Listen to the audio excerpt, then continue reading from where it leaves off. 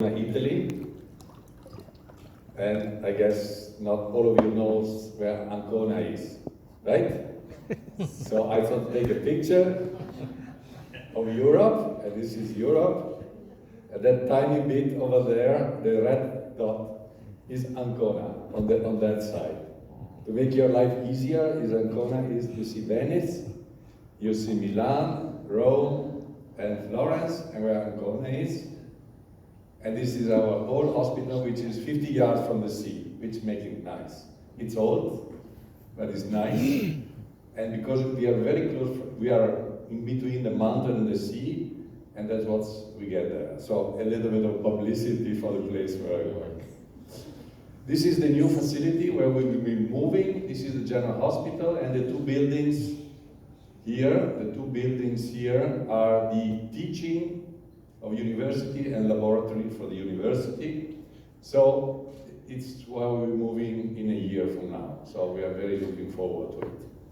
On a more serious note, I will talk about surfactant, and it's already 50, 60 years that has been discovered, and Mary-Ellen Emery was so bright, so smart to immediately figure out that Yali membrane disease, or RDS, was caused primarily from surfactant deficiency.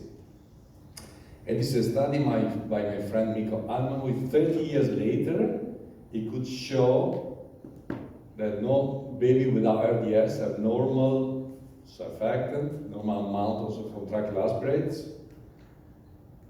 RDS babies have short of surfactant, lack of surfactant, and if you give supplementation, you can restore the level. And it took 30 years to have a preparation for surfactant. Surfactant is a very interesting compound. Of course, I'm very fond of it. You see this lamellar body with the exocytosis in the alveolus. This is the lamellar body into tubular myelin. This is what is thought to be a monolayer. The matter of fact, you see, is a multilayer. You don't find in all textbooks of that. And in order to keep this multi-layer working, you need surfactant protein B, surfactant protein C, which normally we pay little attention, and I'll tell you in a second why I'm citing this. And surfactant protein C stabilizes the B layer of the phospholipids. And surfactant protein B is crucial for the unfolding of surfactant during respiration. So not only we need the lipids, 100 milligrams per kilogram lipids, and we need a good product, but we need a good product with a good protein in it, because they are key to function. So in surfactant there are hydrophobic and hydrophilic proteins. The most important are B and C, which are hydrophilic, and they are key to surfactant function. And if you compare different products on the market, they are different level and probably deeper performance. So the point I'm trying to make is not only a matter of dose, but sometimes it's a matter of quality, and sometimes we can get away. My talk is on surfactant, so we have to talk ventilation, but we have to talk also on the quality and the amount of surfactant that is responsible for part of the outcome that are also associated with good or bad ventilation, optimization ventilation. That's my first point. Surfactant is very effective. This is an old slide from the 90s. And whether you give it natural or synthetic, prophylactic or treatment, it decreases mortality and pneumothorax, no matter. Now we get more refined with differences, but that's the bottom line. If you give surfactant, you reduce mortality and pneumothorax. And this is shown nicely in this Swedish study some years ago. It's called the EXPRESS study, and they look at baby 23 to 27 some few years ago, and they look at the lowest risk for death, which was associated in their cohort with tocolytic treatment, with antenatal steroids, receiving antenatal steroids, but surfactant treatment within 2 hours from birth, and of course being born in level 3 hospitals. Why I present these slides? Because there was a tendency over the last 10 years, 15 years, mainly derived from study in Australia, where it was felt that a good CPAP you get away without surfactant. Yes, no, we can discuss it, but probably the answer is no. And then now there is a sort of rebound on this concept, so it's important to bear in mind that we have optimized ventilation, but we have also to consider the optimization of surfactant therapy is key to the success of ventilation, non-invasive ventilation. So it's a delicate interplay, and we have really to understand as much as we can, of course, on this. I'm proud to show you, or maybe you're already familiar, I'm proud to be part of this group with European guidelines for the management of respiratory distress syndrome. And this is the group of people that came up with these guidelines. There was a question before by you on, oxygen resuscitation of tiny babies and so on.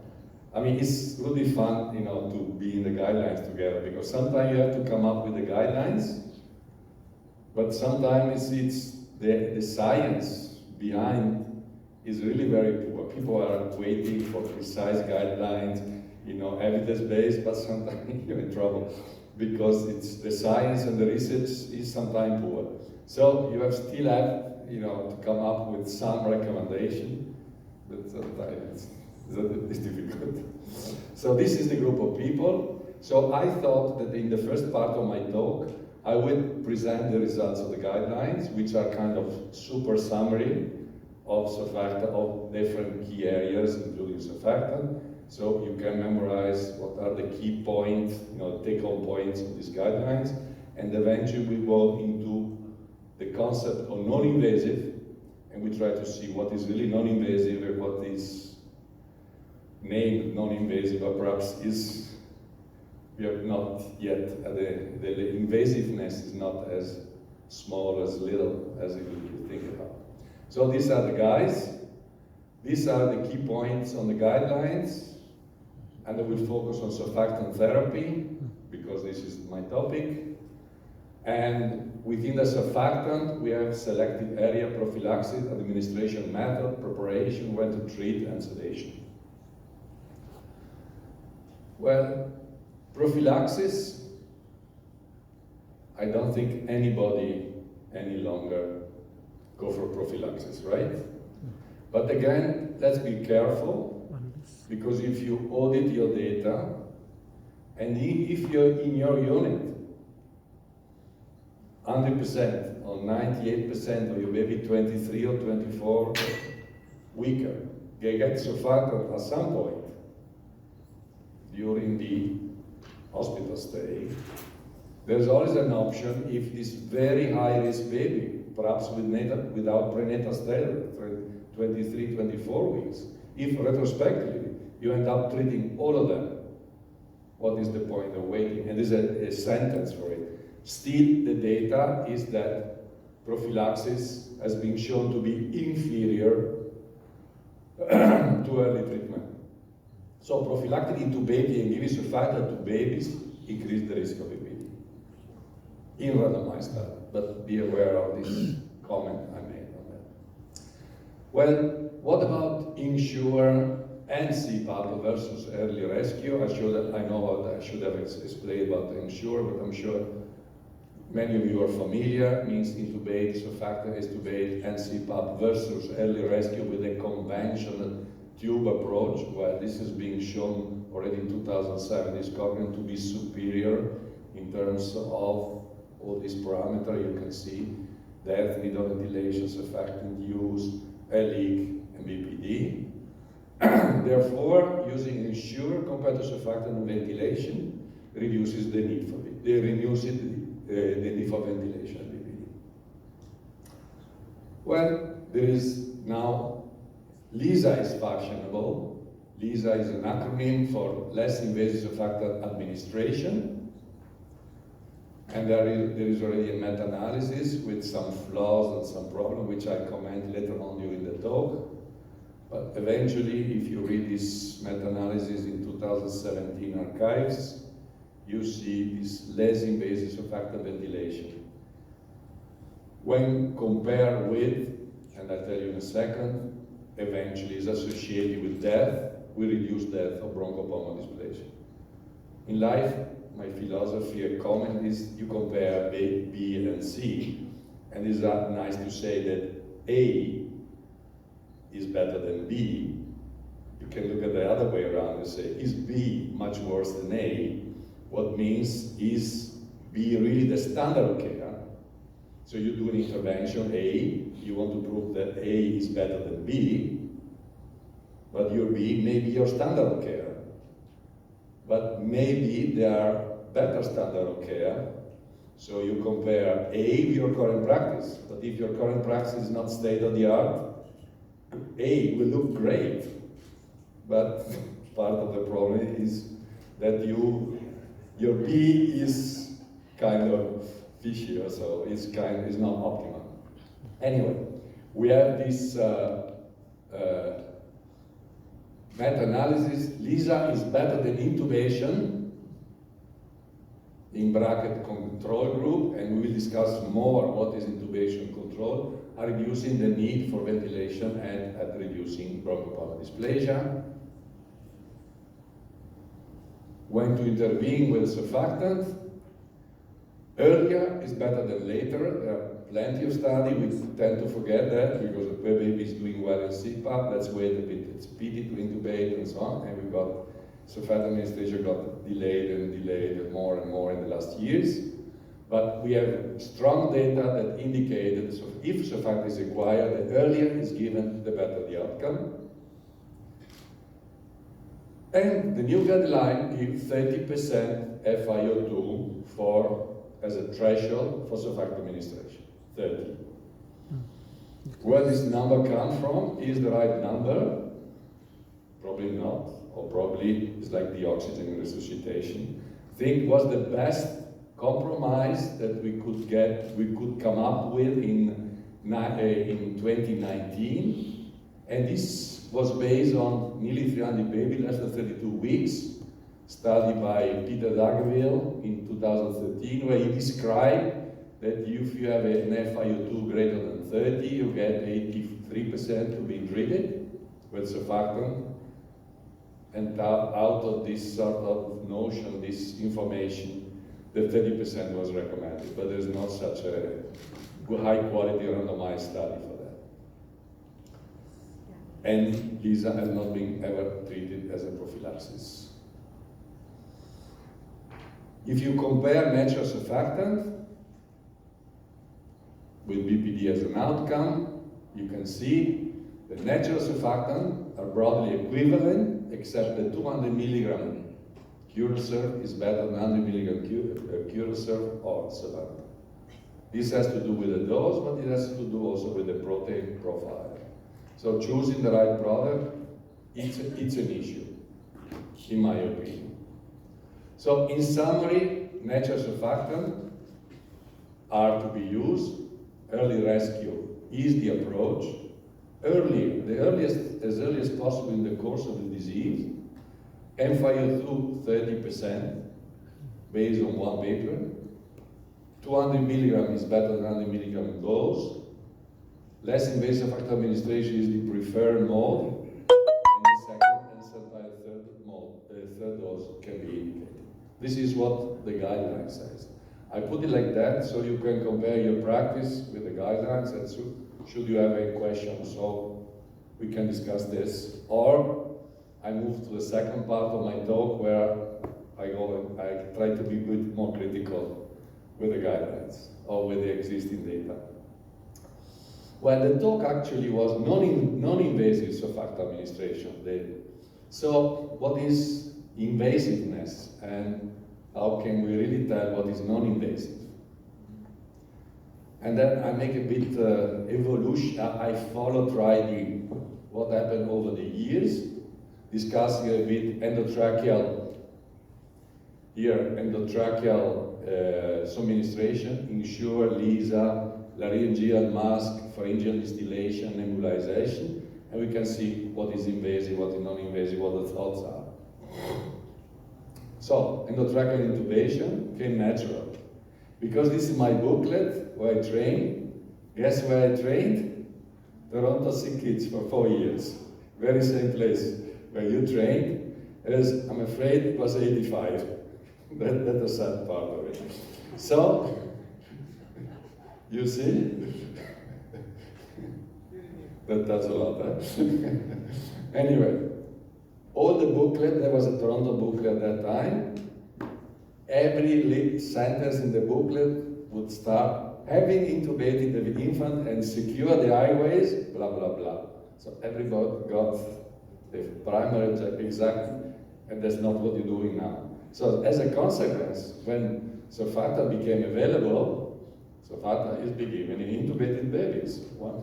So they go together. And that's still the style in some centers in the US, or it was the style until 5-10 years ago.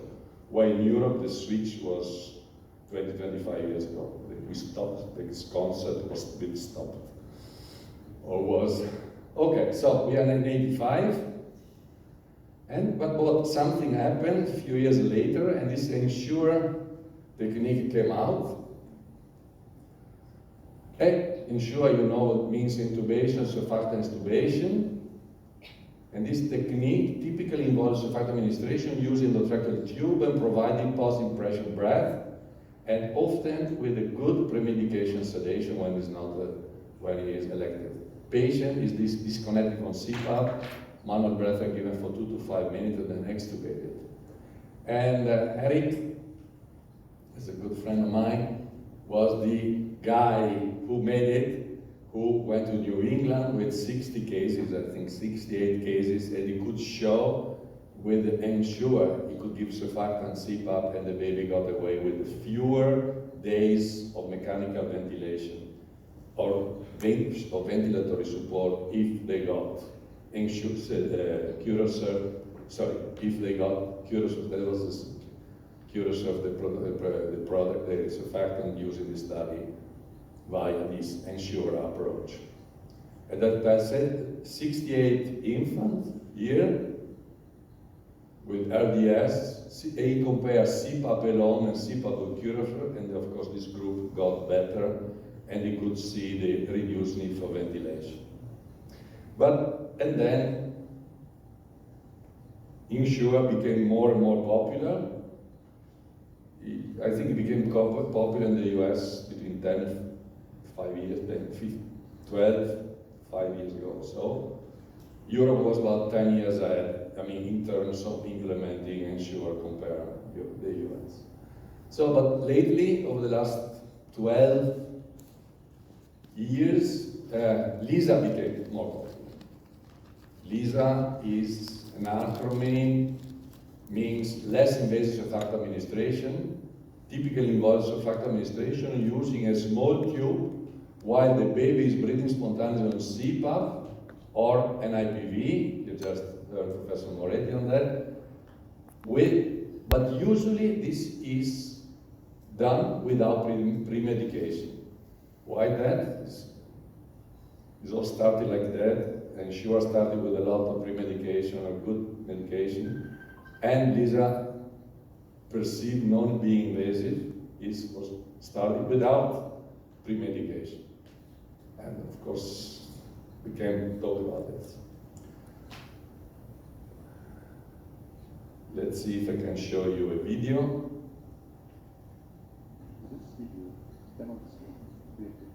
You tell me if it is less invasive or not, and less of what.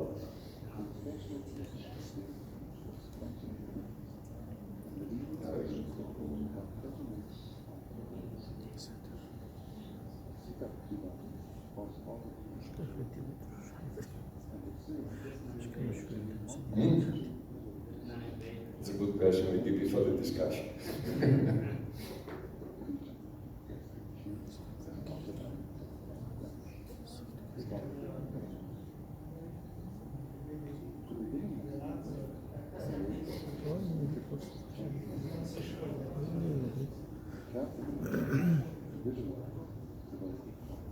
I've seen worse, eh?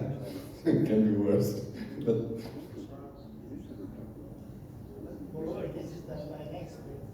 yeah. The look I'm showing is better.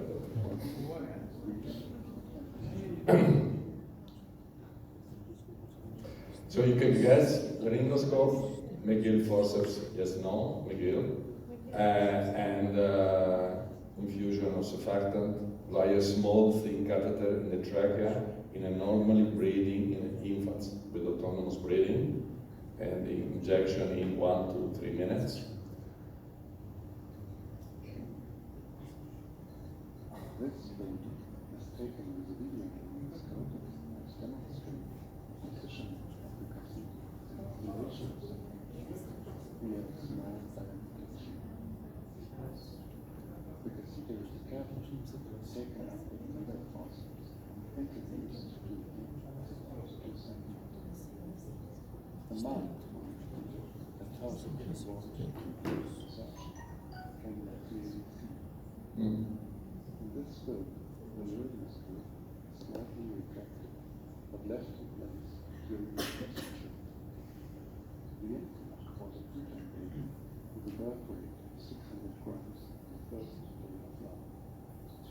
The baby received atropine to reduce secretion, but no There sedation. should be something at the end. Slowly, It's not happening right the away, baby is breathing, if I remember right.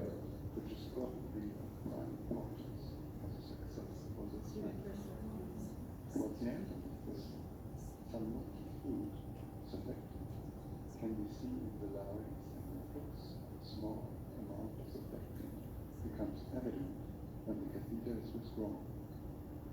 Use of the video laryngoscope is ideal for teaching, and in this way, it is possible to control the dislocation of the catheter during the procedure and possible reflux of surfactant.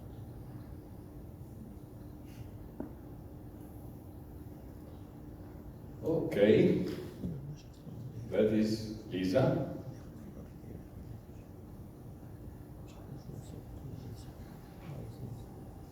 At the end you will have a questionnaire to answer all these questions. What this all means. So, Lisa, less invasive surfactant administration, MIST, minimally invasive surfactant treatment, IMV, avoidance of mechanical ventilation, SWI, surfactant without intubation, take care approach, NIMSA, non-intubated surfactant application, Sonsure. Okay?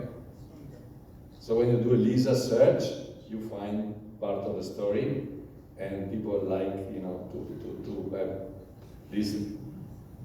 Are they the same? They mean the same? Can we lump them together, or they're different? Difficult to say, but please be aware that this way or this form of surfactant, perceived or real less surfactant administration, goes under it's sort of named after. There are so many acronyms. Sorry. So. And also, apart from the name, you see the Cologne method, which you heard before here. The tube is different, diameter is different, the dose of surfactant is different, the medication is different. And so for each of these studies.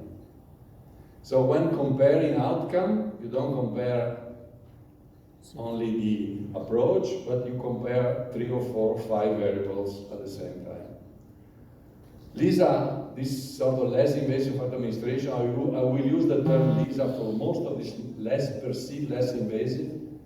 The feasibility study started in 2007. In 2010, there was already, let's say, good experience with that, and this was in Germany, and from Australia, the first report of feasibility was from 2011. So we're talking something which is 10-year-old or something. Well, the first studies show that if you do administer surfactant via this non-invasive, you decrease mechanical ventilation. MV, less mechanical ventilation, which in a way is nice, but it's part of the design. If you don't ventilate, you have shorter ventilation. So what? If you give feeding to a baby 10 times a day, gastric oxygen will be lower, because the total volume will be divided in more feeds. If you give surfactant without the tube, ventilation will be shorter by definition. So we need to compare outcome eventually or so. Okay? When you compare outcome, you have to decide what you compare with. And if you look carefully in this sort of boring table, you see mainly that the shorter mechanical ventilation is achieved when you compare less LISA, less invasive air, with conventional treatment, intubation, tube, few hours and so on. And all get significantly less mechanical ventilation.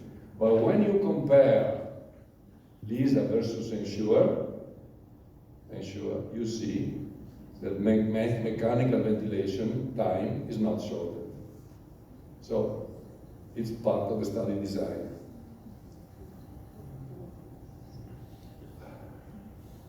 There is a meta-analysis of the available studies on comparing LISA with ...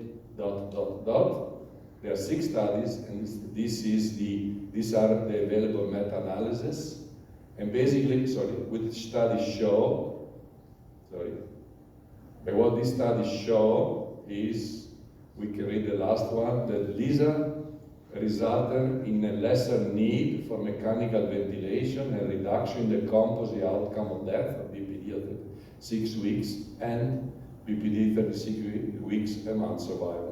So, this meta-analysis showed that LISA is superior to conventional administration technique. But there is a kind of variety of comparator, of standard.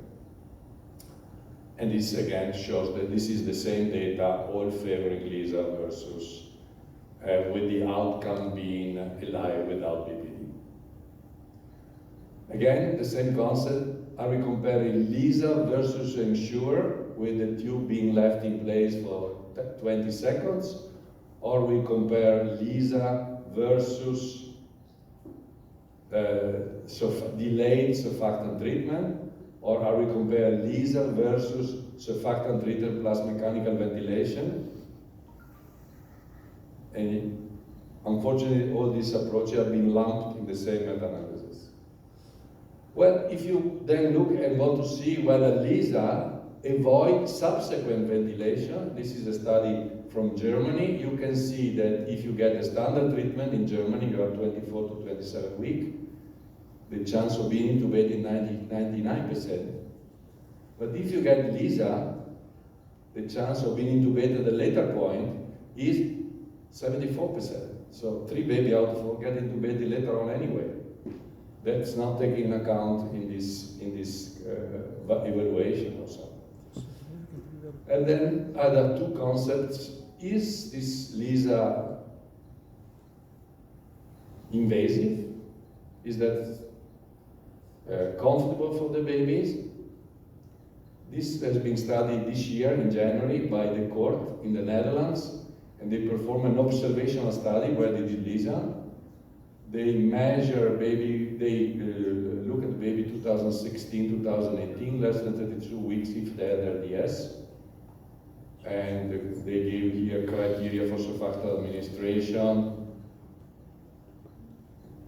And according to the initial description of the German, let's say, Cafferlin was given prior, atropine, as many people use atropine to decrease bradycardia, reflex bradycardia, sucrose to keep the baby happy, swaddling to keep the baby contained, but no sedative premedication was used. And there was a whole kind of definition, a very well conducted study with criteria for effective intubation or not, but to keep a long story short, in 48% of the LISA, the first attempt failed, so 1 in 2 they could not make it, and in 30% the quality of the technical condition was inadequate, and the success rate correlated with the experience of the performer, and the saturation less than 80 occurred in 54% of the patients. Is this an area of improvement? Are these Dutch in this hospital not such a good neonatologist? Also, they describe all these drugs. Now we are checking with in Ancona what our performance is and see whether we do better. So the problem, in their conclusion, they highlight that LISA was performed without sedative premedication, and there is success of 72%, desaturations. So is that easy to do? Well, probably Germans are doing better than others, but it is something we should really learn before we move this technique, which is very promising, by the way.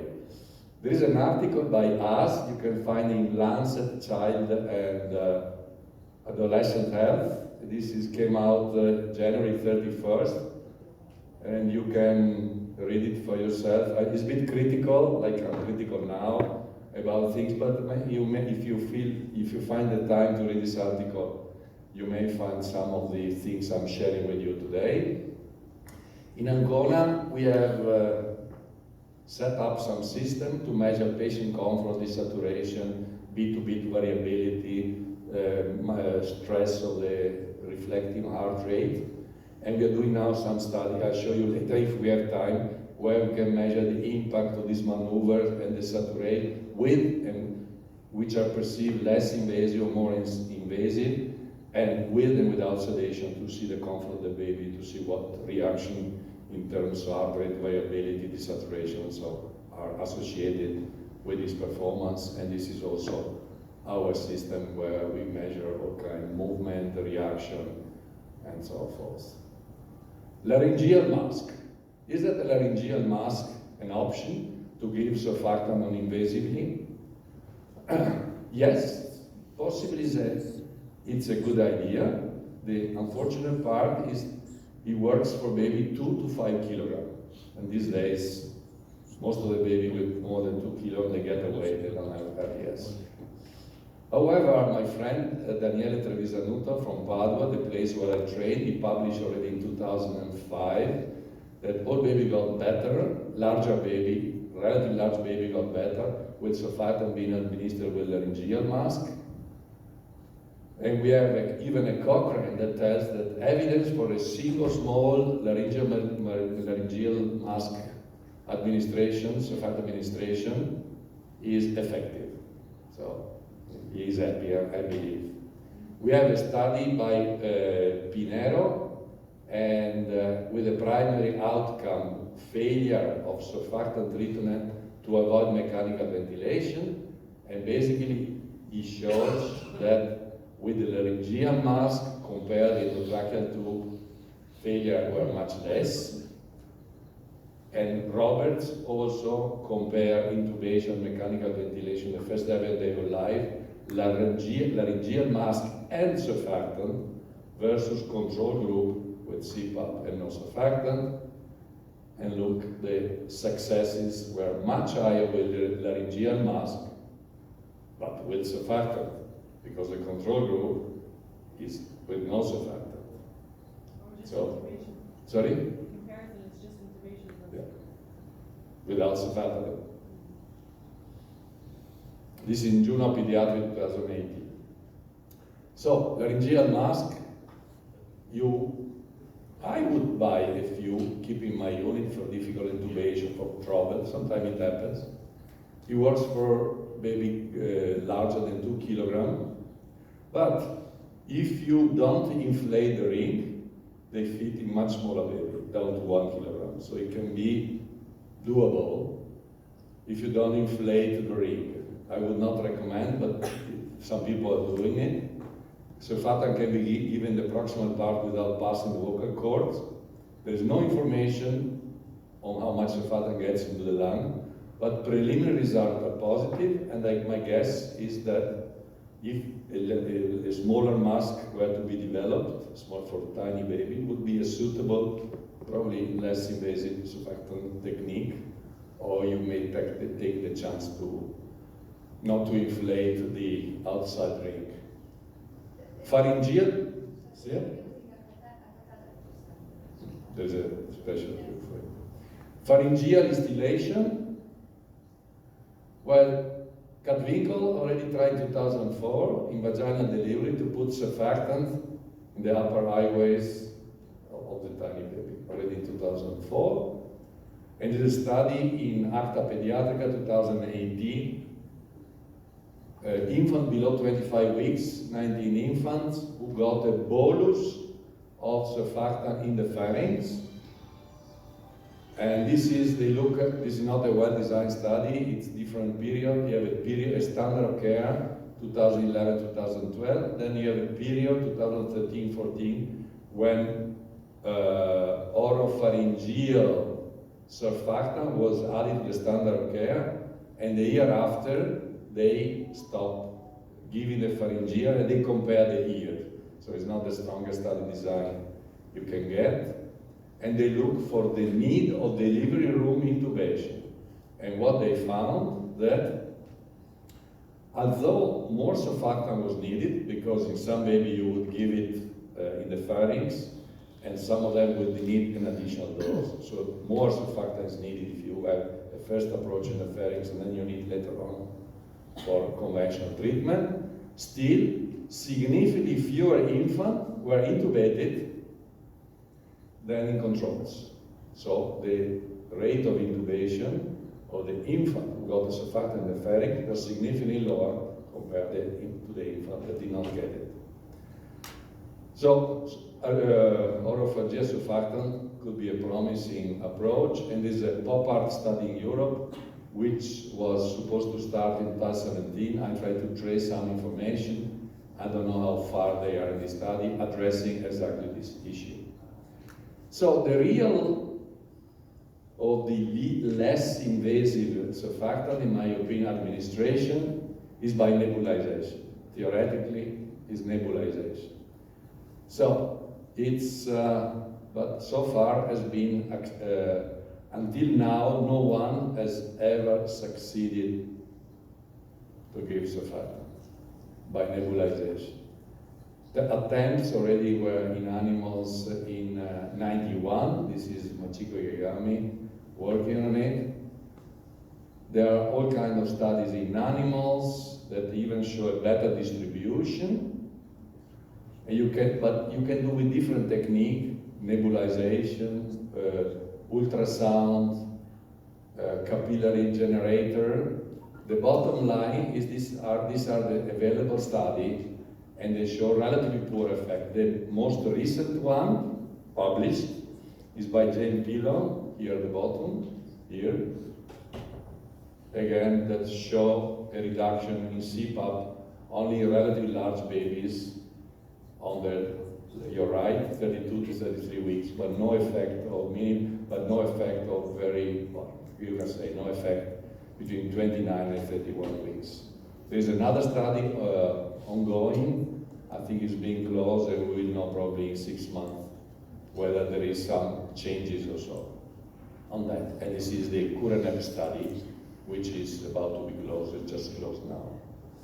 So what can we say about the nebulization device? Can make a difference. At least people think the device is an issue.